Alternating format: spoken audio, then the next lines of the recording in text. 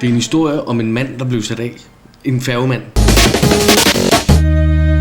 Manden i bilen tror, han er en slags færgemand, men manden, der bliver sat af manden i bilen, ved godt, at det bare er en bil, og pludselig får han en bog af en anden mand, som ikke har noget med manden i bilen eller manden, der bliver sat af at gøre.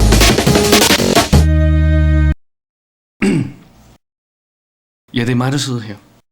Hverken manden, der blev sat af, eller manden i bilen ved, at de den aften var manden i bilen og manden, der blev sat af. Det skete bare.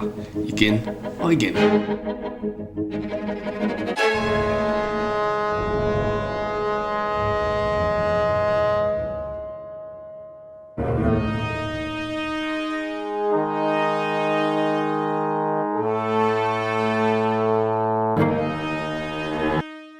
Manden, der blev sat af, fattede mistanke til manden i bilen og bad om en forklaring.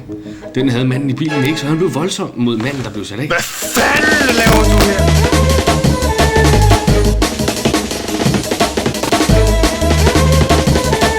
Så er det ud.